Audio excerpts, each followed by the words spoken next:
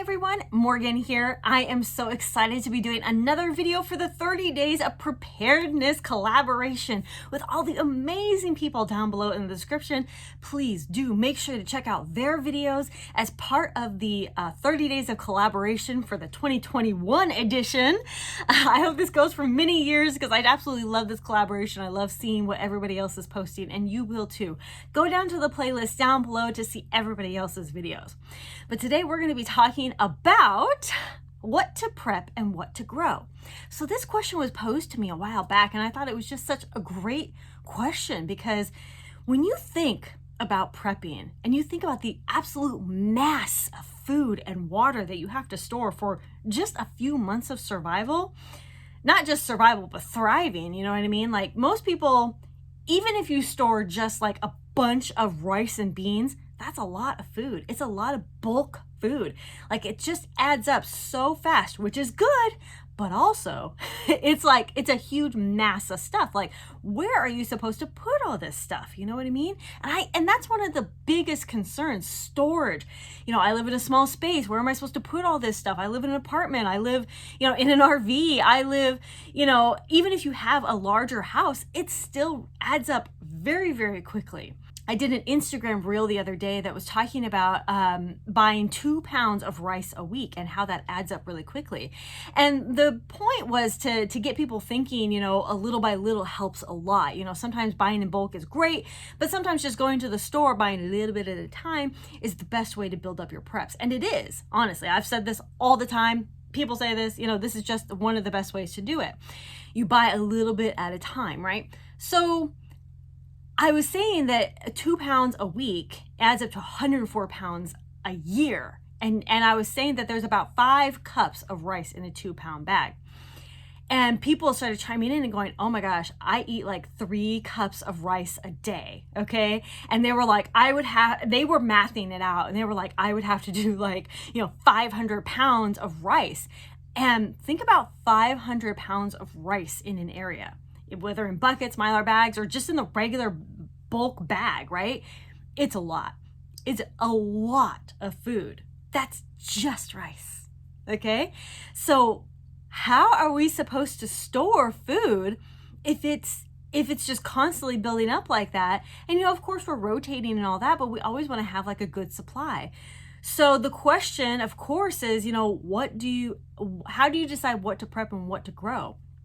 At a certain point, we have to understand that we're not going to be able to prep everything for the rest of our existence. You know what I mean? And this isn't just for end of the world. Like as a homesteader, as somebody who wants to get away from shopping at the grocery store as much as possible, one of my goals is try to grow as much as we possibly can. I want to try to grow wheat and rice, even here in Alaska. I might have to do it in the greenhouse, but I really want to see if I can make it work. And, that was another conversation that came up, maybe I have to learn how to start growing rice.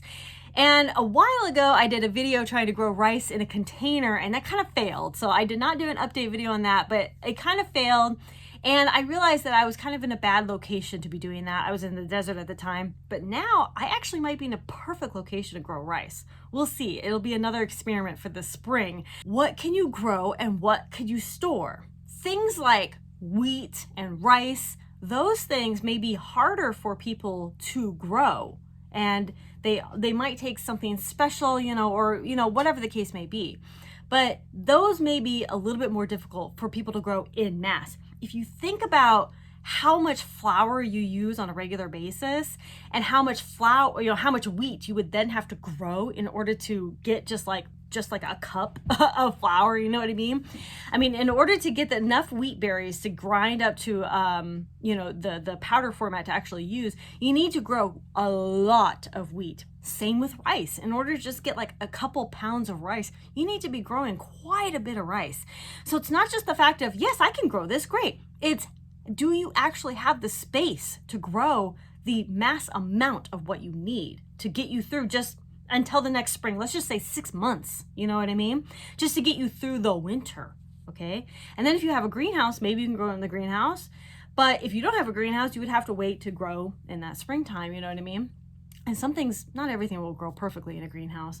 So I want you to really think about, what can I grow? And then what do I need to also prep? I want you to prep all the things that you grow as well. You know what I mean? So I want you to prep the freeze-dried vegetables. I want you to prep, the canned vegetables. I want you to prep the canned fruits. I want you to prep these canned and freeze-dried stuff while at the same time learning to grow.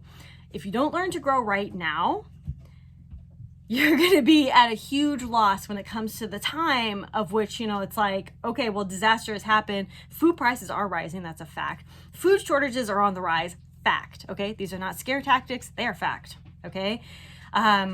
There's a lot more demand. There's a lot more shortages. There's a lot more price increases. So the demand to grow your own garden is also on the rise.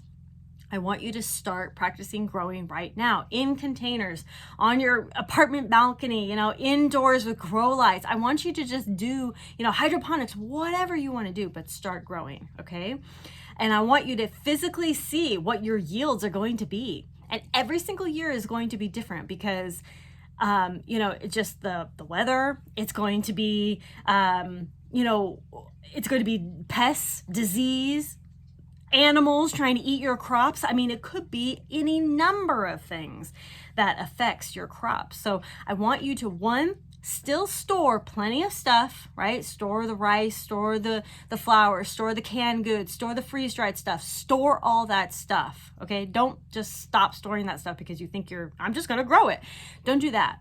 But I want you to store all this stuff and then seriously look at this stuff and go, okay, I can grow some pretty good yields of vegetables. I really can. I can grow some great yields of vegetables. So maybe I can cut back, I can grow those great yields of vegetables. And then I can can all that stuff, right? So my vegetables, and maybe I have a little orchard for fruit. Wonderful, okay? You got that sorted. But now you want to try to figure out your rice and your wheat, or, things that take larger spaces to yield larger amounts that you will need. You may also have to consider, growing more corn and things like that, and working more with corn for like cornbread and corn tortillas and all that. Corn can yield larger results in smaller spaces. But it just, again, we have to understand that growing things, some things do take a larger space in order to yield larger. It needs a larger space in order to actually get what you need to get you through even just a few months, like 3 months, 6 months, whatever it's going to take, to get you through the winter or through the next crop or whatever the scenario is going to be. So I just thought that this was going to be an interesting exercise for us to consider, seriously looking at our food and realizing, sure, I may be able to store a year's worth of food, but once it comes to that 6 months, once you realize that, maybe I'm not going to be able to get that item anymore, what am I going to do? Am I going to be able to grow it? Am I just going to do without? What am I going to do? Growing things and starting, looking to your community, joining a co-op, farmer's market, trading with your neighbors, all these things are all possible. If you can't physically grow these things yourself, then maybe talk to a neighbor, maybe, talk to a local farm, whatever. There's always options. Maybe if you can't grow it yourself, you can look to your local community and figure out, hey, this person can grow corn, so I'm going to try to make an alliance with them to barter whatever I'm growing, or I make jams at a local, wild edible, so I'm going to trade that for some corn or whatever the case may be. So this is just something to think about, a good little exercise for us to realize that food and water are bulky, and we are not going to be able to store, 25, 30 years worth of food. It's going to be that constant process of trying to grow, prepping while growing and continuing to prep, you know what I mean? And learning and figuring out what it is you can and can't do and what you're going to have to source out to local neighbors, community, whatever the case may be. Please be sure to check out everybody else in this collaboration playlist and everybody's YouTubes down below in the description. Check them out, watch their videos, so many great tips and advice. Thank you all so much for watching. Conquer tomorrow by preparing today. I'll talk to you later. Bye.